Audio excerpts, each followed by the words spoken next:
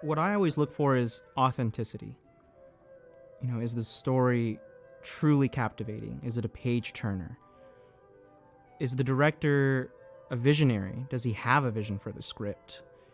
Is he someone that I could see myself working with for weeks or months on end? And is this project going to be a challenge for us? Are we going to be going that extra mile that we haven't had to go to before?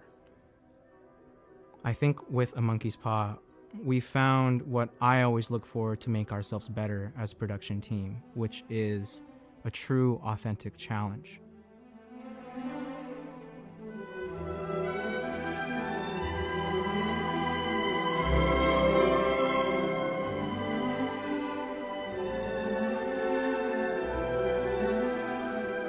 I get a kick out of hearing what people pull from my writing and that interplay afterward of like response, change, adapt, respond, and up until the point to where this thing starts getting built that nobody truly anticipates. Nobody knows how it's going to turn out, but it does. And that's another really cool part of it. Is it truly a captivating script? Before I even picked it up, I honestly did not think it would live up to the insurmountable hype that everyone gave to me. Everyone was just so enamored with the story and the script. Even my producer David gave me a call and he said, look, you gotta read the script because it's amazing. And the moment I started turning those pages, I just started brainstorming. I started thinking up ways to do certain parts of the script, started thinking up ways of making this vision come to life. And I just knew, I don't want to tell you too much about the script, but I knew when I read it that I absolutely loved it. So collaboration's at the center of every project, and I'm happy to say that I'm excited to work with the people that I'm currently working with right now. Whenever I first told them, Calvin and David, about the stuff I had in mind, they both had so much to offer. David's already got the world on his shoulders all the time. The worlds of like everybody who's involved in this, and everything that we hit with him, he was like, yeah. He's like, I got it, yeah. And I'm like, that's awesome. And then Calvin has brought such a depth and so much knowledge to like this thing that I hadn't even considered and everything. And with all of us working together, I know that it's going to be something really special. And horror is the perfect genre for all of this, because no matter how freaky or how grisly or grueling or insurmountable those odds are on the screen, the characters have to deal with that. And in turn, that is as close as you are going to get to that insurmountability. All of our previous projects have been done with no funding, have been completely out of pocket, or because we've had to pull every favor we possibly could. But despite that, we're still incredibly proud of what we've made so far.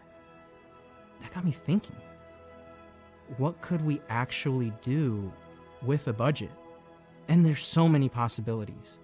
We could rent the perfect location that the script demands. We can hire new crew that we haven't worked with before, and more importantly, pay people that have been dedicated with our film crew since day one. We can rent out gear, get props that would enhance the scene and get the true vision of what me, Devin, and David Rubio have wanted. And this fundraiser is that challenge. It's that new thing that's going to help us grow as filmmakers. And like we've done with every challenge so far, we're going to give it the best we possibly got.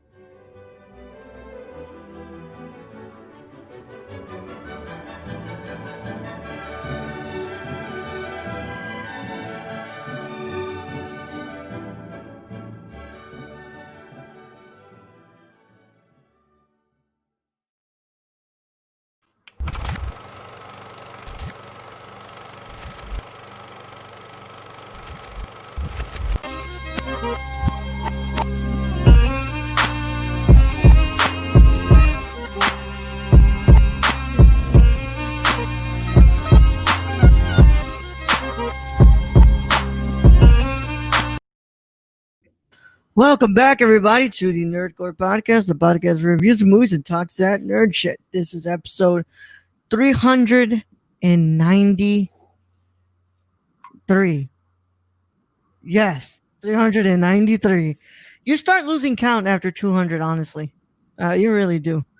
But as always, this is the Nerd Chick on here to host the show alongside my wonderful co-host, Brad. Young What's up, Yoda. everybody? What's going on, And man? we got the beefy boy.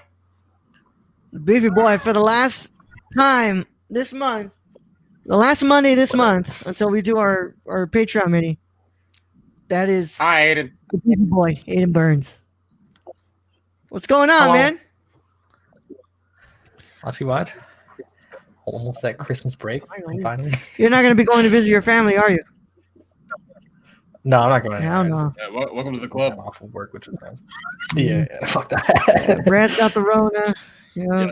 I got a call from my dad today. He's like, "Are you coming over?" I'm like, "No." Do you want the Rona?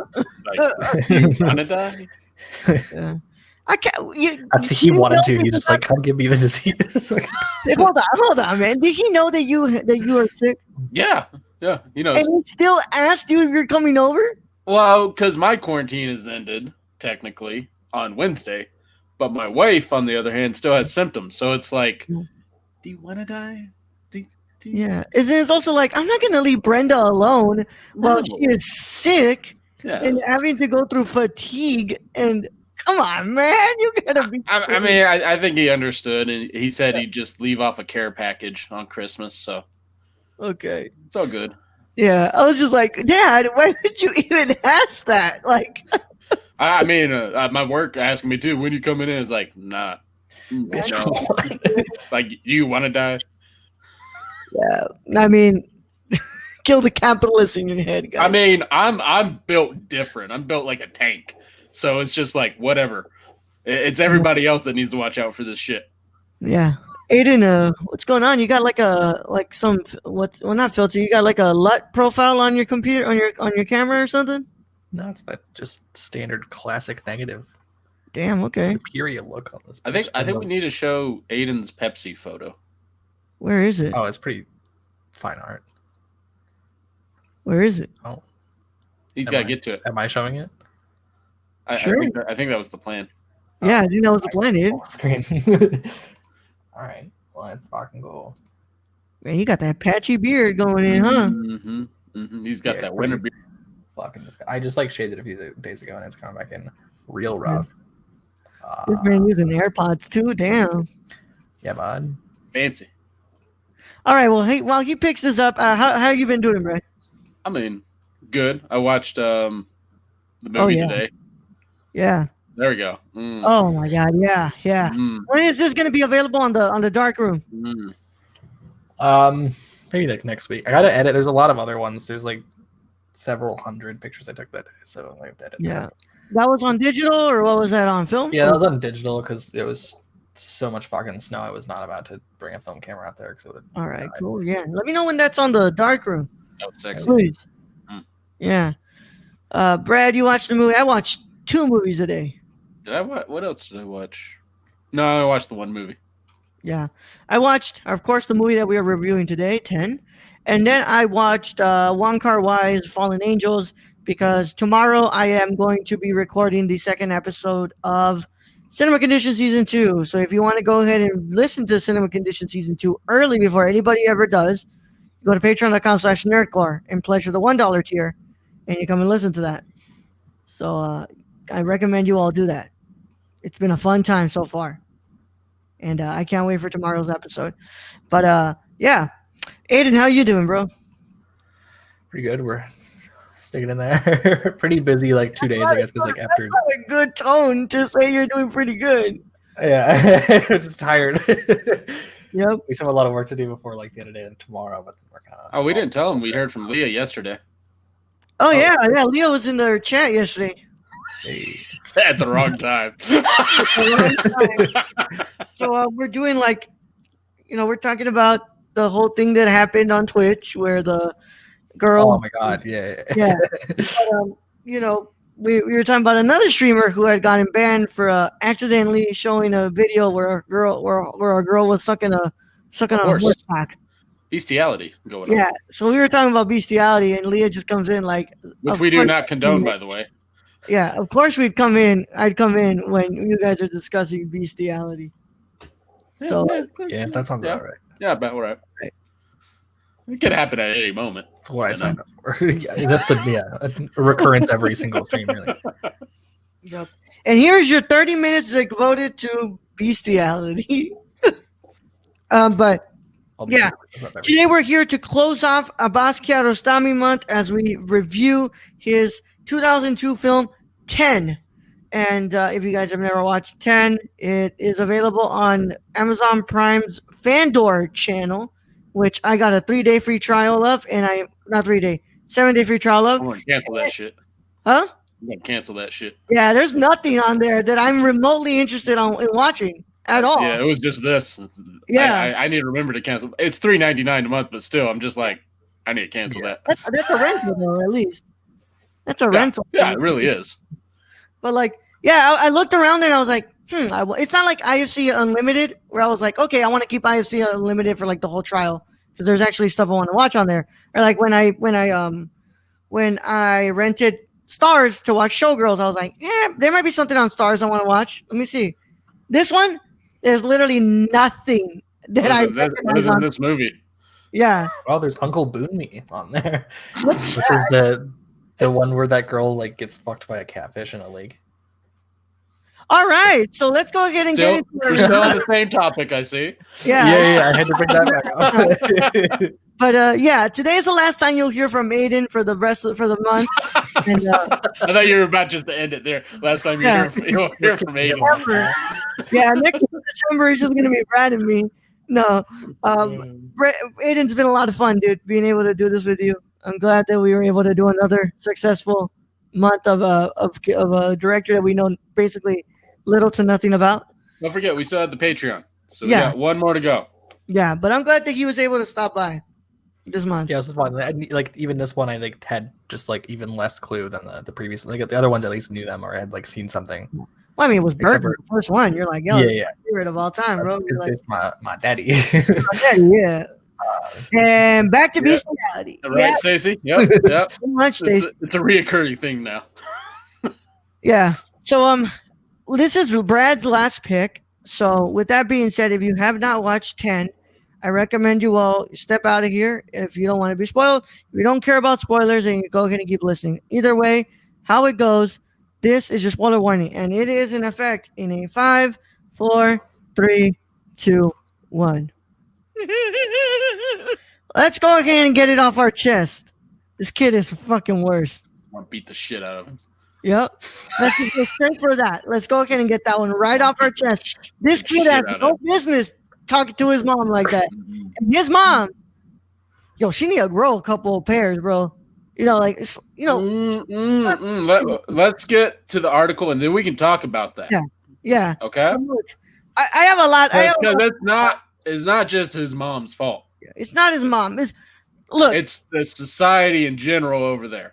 The society, and it's also the fact that the kid spends time between two parents and two parents raising them two different ways.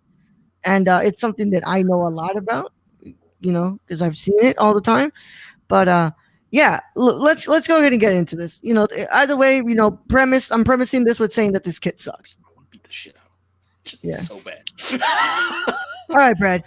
Let's go ahead and get into this. Introduce us to 10. All right. Coming from the shortest Wikipedia article ever, 10 is a 2002 Iranian film and docufiction directed by Abbas Kiarostami, starring Mania Akbari and Amin Mir. It was nominated for the Palme d'Or at the 2002 Cannes Film Festival. That's fucking it. That's it. Man. It was 89 minutes. What do you want? God damn, dude. I don't know. It was literally 2 sentences. God damn it. Okay. All right. I over here, we have to read, Ayden and I have to read freaking essays, and you get the 2-sentence freaking entries, bro. I think mine was pretty quick, but I combined it from like IMDb and Wikipedia because I think one of them just had like straight up nothing. Can I just say I'm glad Cash Cab got the idea from this. Yeah, basically, right? Y'all owe us a lot of freaking money, man. This cab driver is high as fuck one night, and he's like, "Yo, Just watching this movie, like what if I got we this have movie him ask from a video questions store. for money? Apparently, it was nominated for a French award, and like, what if we did something like this? Mm-hmm.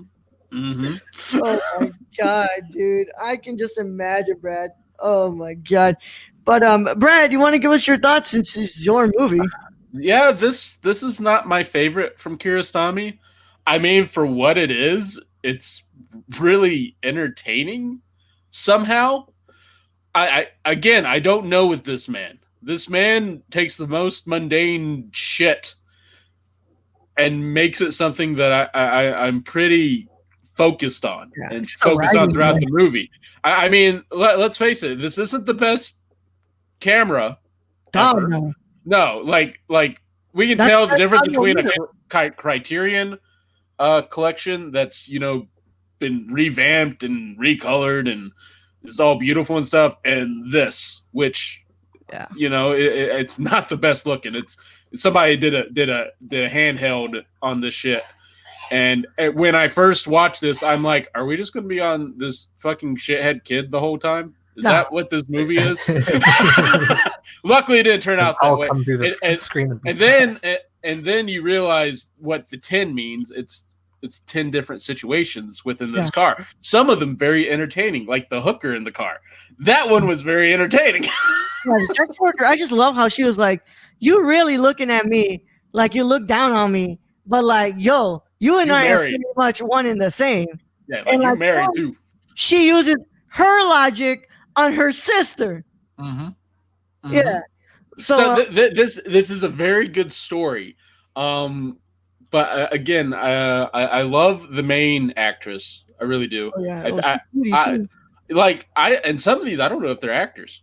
Like they're just really good. Kiarostami just has this way of just finding random people, and like I said, some of these situations I don't know if they're acting. I don't know if this is acting. Like the streetwalker or the sex worker. No idea. She sounded real to me. She sounded very real to me too. That old woman going to the. She sounded very real to me. I mean, even the kid sounds real. I mean, he's a shithead, but he sounds real. Yeah, just and every time he gets out of his dad's car to cross the street, I'm like, fucking hit him.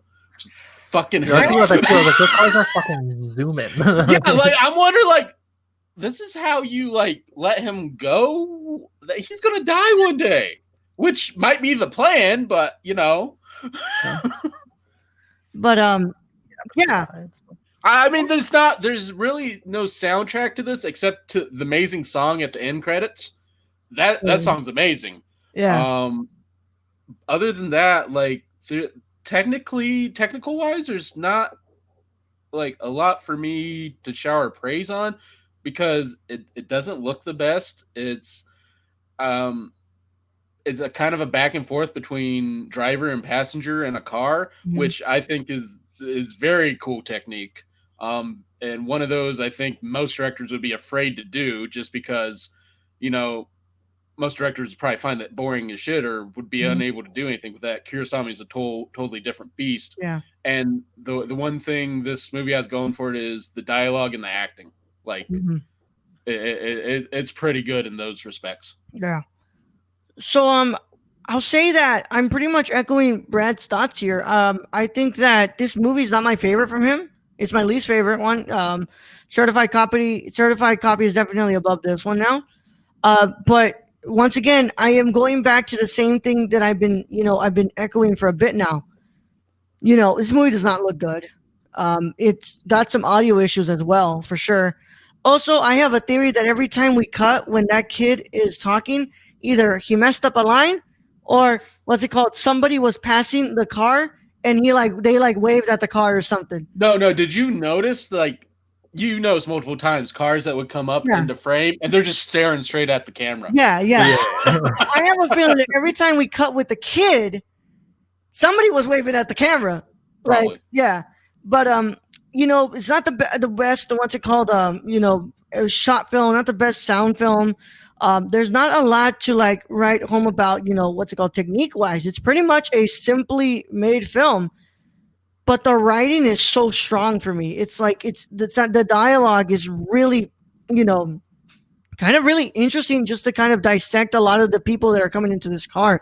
The kid, even though he's a big shithead, it's like, wow, like I'm just like immediately the way that he's talking to his mom, I'm like, and then we find out that his dad divorced, and we're like, okay, so he's got to be living with the dad as well. So I'm just thinking here, like, okay, I'm thinking about this kid's situation, and then we get into the sister and how what's going down with her, and the more we kind of learn more about these characters, especially the lady who was going to the mausoleum to pray that her boyfriend would propose to her, like, and how she went with that big decision and stuff. It's like, like all the people that she seems to kind of get involved with and learn from, like, all make for some interesting, conversations. And at the end of, like, throughout the film, like, even though this wasn't the best looking movie, or wasn't even shot anything, there wasn't anything to write home about. That was like the way that Kiarostami kind of creates these passionate and very poetic frames. Like, there was still something there that was like, wow, like this is really interesting me for some reason. And I guess a lot of it was that there's a lot of discussion here on the way that Iran was starting to treat women around this time, because this was around the time that the revolution happened, and the different governments started to come in. As you could tell, a lot before this one, if I remember correctly, The Wind Will Carry Us, the one before The Wind Will Carry Us, like, And Life Goes On, and all those other ones, like, there wasn't a lot of women with burqas on, and then once you started getting like close to like The Wind Will Carry Us and all these, like, you started seeing the change in the society that started happening. But yeah, hold on, what's it called? Streetwalker, Luke Streetwalker. I haven't heard that name in a long time. Thank you, Stacey. But yeah, and you can definitely tell the where this kid's hearing from his dad, just the way he talks down to his mother, like, just society just looked down on women at this time, and she couldn't do anything about it, because if she did, who knows? Like, she might have had to go to court, or even worse. Ayden, what are your thoughts on the what's it called on 10? I guess kind of the same thing. Like, I would probably put this one below certified copy as well. It was shot on DV cam, which is interesting. So I wonder if this was kind of like Kiarostami's approach, or kind of response to like that Dogma 95 like dog shit in the 90s. I hate that shit, where they were like, just use the shittiest camera you can, don't color it, don't do anything, don't use a tripod. So I'm assuming he got some sort of inspiration from that, and this was kind of like his nod to that, maybe not fully, but in some way, just this thing that looks like absolute, like, my fucking camera, like, here probably looks better than most of this movie. Yeah. And I was all like, our cameras do. Yeah, like a phone would take a better video at this point. Yeah. Than that DV cam shit. But it was still interesting just to hear the shit throughout the whole thing, even though it's really just 2 shots, pretty much. Just depends who's in them. Well, 3, the shot of the sex worker, what's it called? Oh yeah. Getting out, yeah. Yeah, that's the only other time we see a shot that's not inside the taxi. Well, it is inside the taxi, but it's like, other than just the regular 2 shot. I guess she must have been too expensive for that first car. Yeah. But I mean, because like it didn't take her long to get a ride. That guy was already hanging out, and the other guy drove away, and he's like, "Oh, I'll scoop that bitch." I got to move for it. And the other one was like, fuck it. I mean, I got some time to spend right now. I got a couple of money to blow. But yeah, I'm telling you, like, this is just, it seems so interesting, everything that's kind of being discussed here, the fact that obviously this woman just right now just divorced her her husband, and what she has to reveal about the fact that in Iran you could not divorce your husband unless they were beating you to death or they were on drugs. Mm-hmm. And the kid has resentment over his mom because he called his dad a drug addict.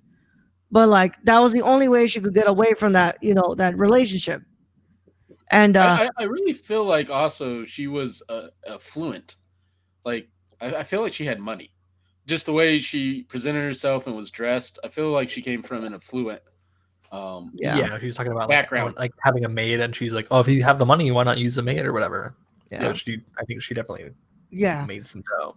But So I like, don't know. also like she was very much like, you know, like the kid's like, oh look, this new woman's gonna make us different food every night, and she's like, like she was like, oh, I wish that motherhood was only, giving you food, like, you Well, know, and you can tell the two different thinkings here.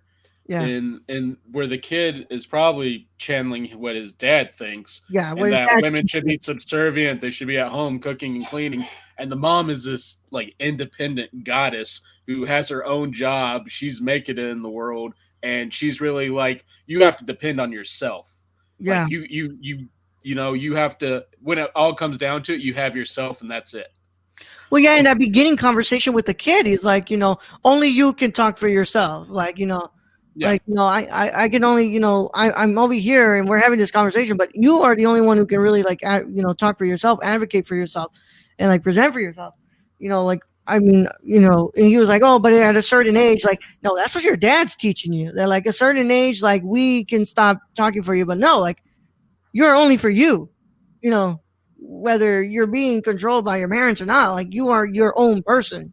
And, you have your own thoughts, you have your own ideas, but what's it called? Obviously, what the mother believes is not being rubbed off on the child because the child is getting exactly everything from the dad, and I'm pretty sure the grandma that he goes to is the dad. That's Yeah, Oh, for sure. Yeah. I'm pretty positive on that. And uh, I mean, otherwise, I'd tell him just shut the fuck up, and he's going where he's going. Although I did love the one part where she misses the turnoff that he thinks is the turnoff, and he's just crying and being a whiny shit, and she's like, "I know a shortcut," and she's smiling the whole time. yeah. I love that scene. You're like, man, now I'm gonna get back at you for Mhm.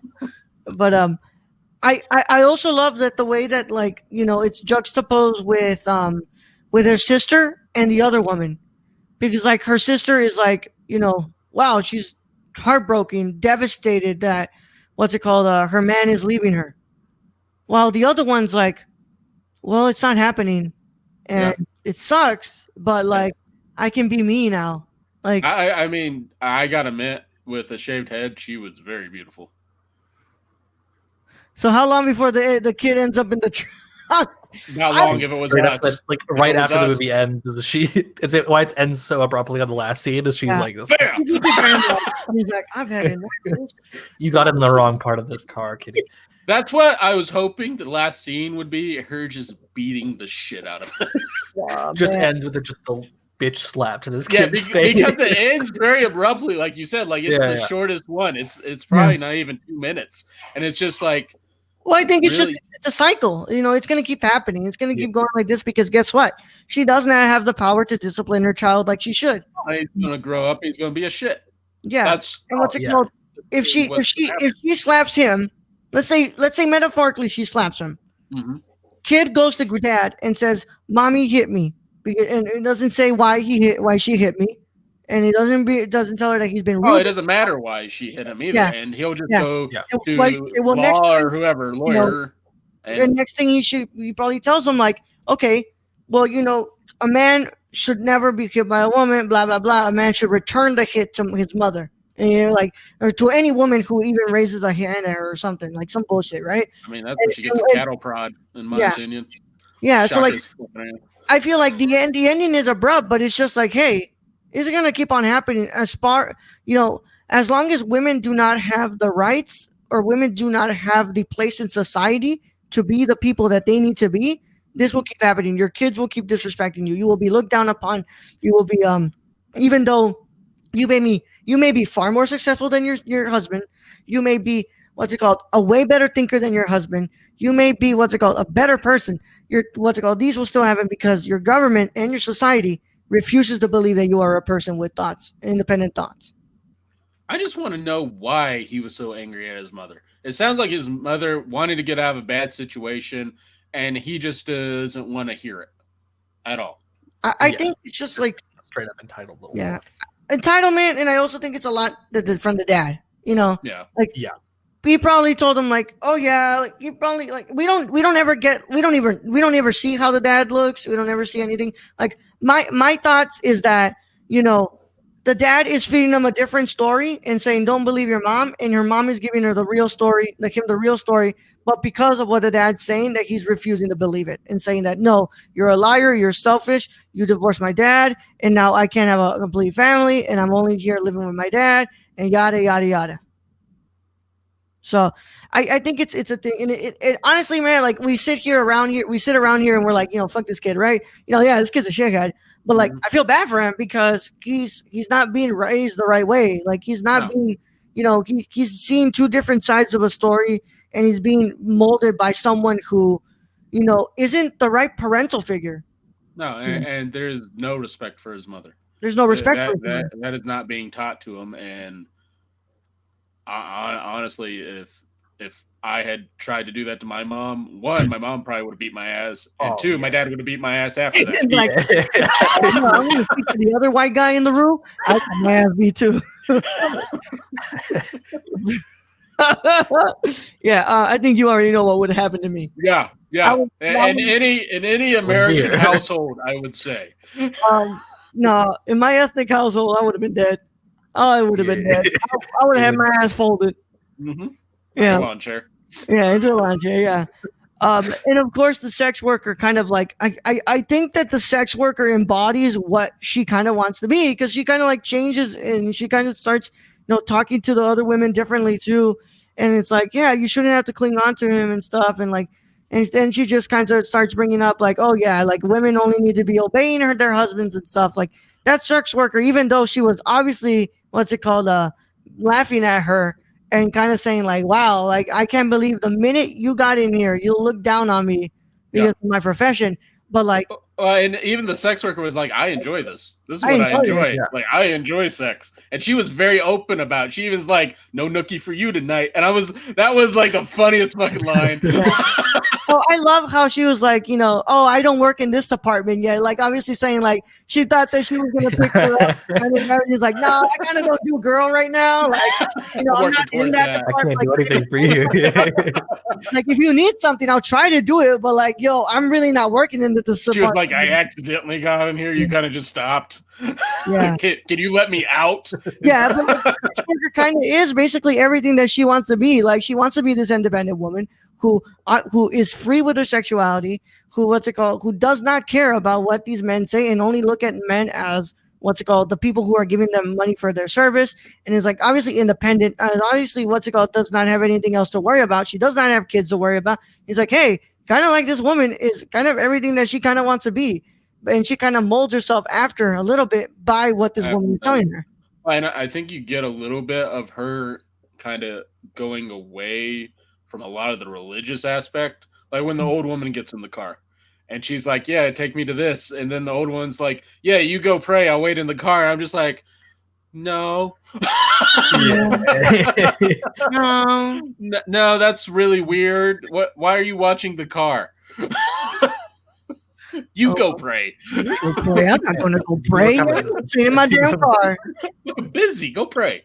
Right, yeah. I'm making You money. got prostitutes to pick up. Yeah. Prostitutes to pick up. Shit. But yeah. So like I said, man, like this movie's biggest strength is the writing and the direction. It really is. Like there's nothing else going on here that I can say like, wow, like I'm astonished by the coloring or anything. But like I mean, it could be another one of those. It's not a Criterion collection. It hasn't been prettied up like I don't think Taste of Cherry. I don't think there's much you can do with this. It's DV Cam, bro. There is nothing to pretty up. Yeah, that's true. So I mean, from the technical aspect, there's nothing we can really have a positive saying on, other than story and dialogue. Yeah. And the man was a poet. The man was an artist in a different fields, man. He was, he painted as well. Like, I'm not surprised that he's so good at writing these films, because I mean the man was a poet. So, I'm gonna go ahead and give 10 a 7.5 out of 10. I think that this is good. It's good for what it is. And what I'm going to remember the most out of this film, and honestly, I won't even say that I won't rewatch this film. Honestly, I will probably have it in the background to listen to the dialogue, but I won't like watch it. No, but I would be there just to listen to those conversations again, or like just look I have a out question for to them. that. Like, you kind of need to watch it. Yeah, for the Yeah, subtitles. I'm sorry. Yeah. Read Yeah. that shit. Never mind. I would honestly, I would. And it's honestly not even You that could like long. live transcribe it or whatever. Yeah, you could Translate have like Alexa like fucking transcribe that shit for me. Also, the movie's not even that long. It's an hour 30. Yeah, it's like an Yeah, hour it's and 120 minutes. 34 minutes. It's not even that long. And honestly, I'd watch this movie just to look at that mom again. She Yeah. was very pretty. Yeah, she was a goddess. Like, That's really. why I'm like, this woman don't need to put up with this little brat, this Yeah, I little know, ugly right? turd. I'll give you another kid, baby. Don't worry about it. Yeah. What's it called? Ayden. Well, I mean, sorry, Ayden. Brad, what are you gonna give 10? I'll give it 6.5. 6.5. Ayden, what are you gonna go ahead and give 10? 6, 7. 6, 7. Yeah. All right. That's all you had to say, bro. Yeah, I'll give you another kid. Don't worry about it. Hey. Oh my Jabril god. give you one he already has. Yeah, nah, man. I'm good. Yeah, no. Y'all need to see this woman, bro. Like, seriously, I would not mind giving this woman another kid, bro. Yeah, she was beautiful. She was beautiful. Mhm. But all right. And in this segment of Raoul Loves Persian Women, yeah, And now for our next segment, bestiality. yeah.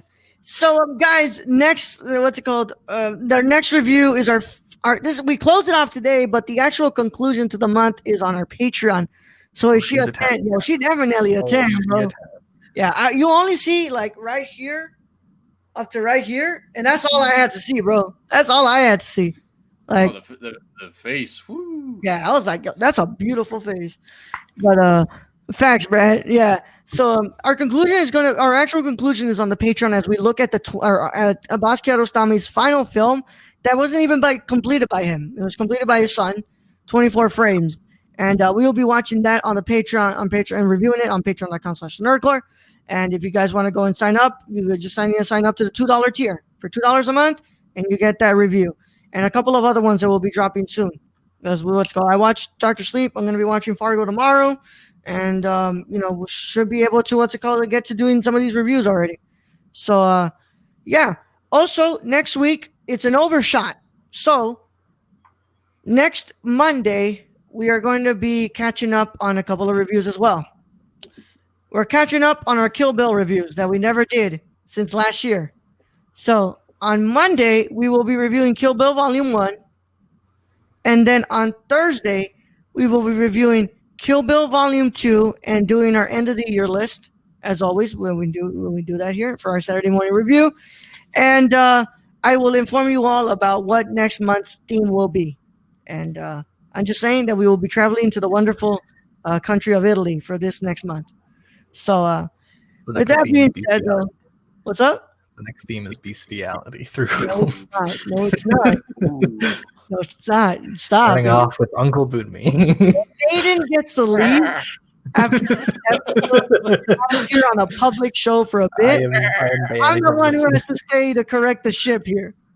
Don't be bad. Yeah. What's it called? So is the sequel going to be another 24 frames with Eddie Murphy? Well, Abbas Kiarostami's dead, bro. So, that's no. But yeah, we are going to talk about the coming to America on the live show. But with that being said, it's been a lot of fun, and I want to thank everybody who's been watching. I want to thank Ayden for completing another December with us, man. Thank you. And thank you for having me. yeah, we gotta watch the 24 frames to do it this week. But what's it called? Let's not turn this into the mirror again. Yeah. I was like, we're gonna finish this.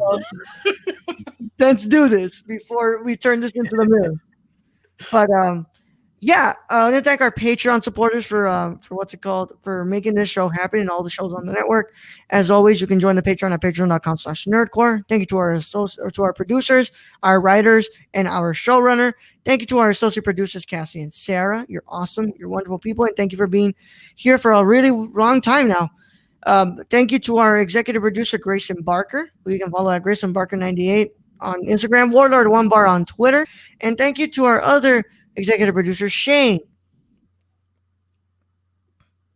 Go on, Brad. Where can you find him? You follow our friend Shane at twitch.tv/XSRK or on Twitter at XSRK_.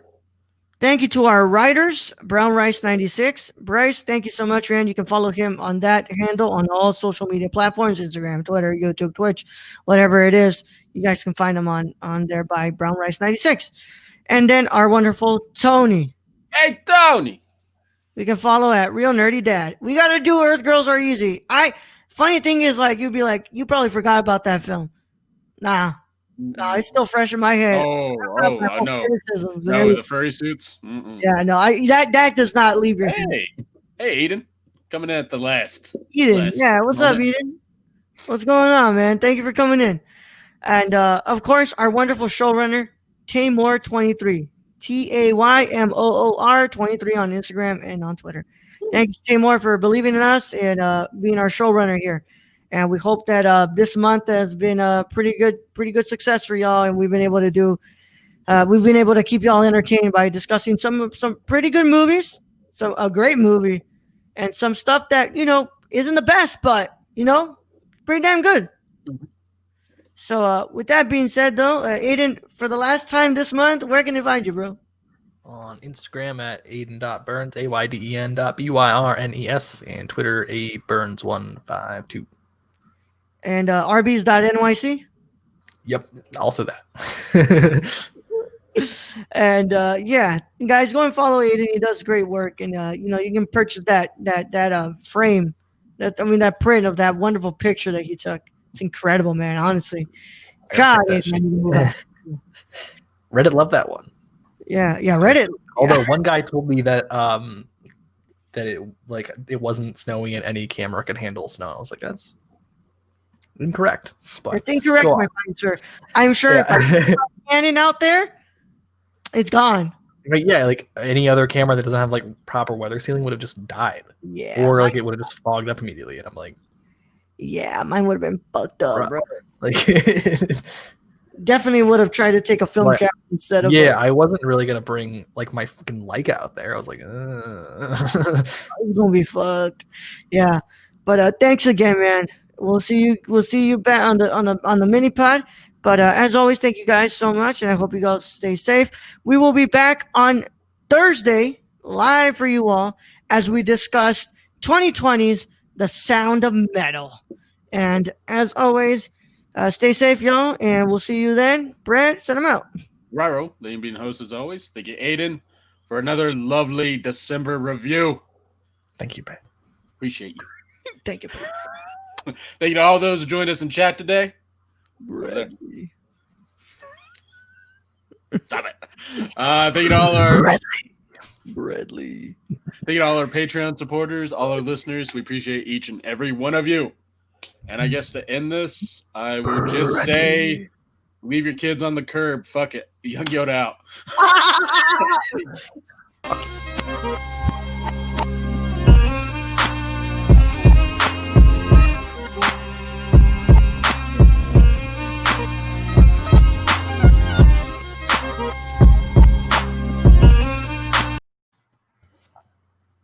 Fuck them kids.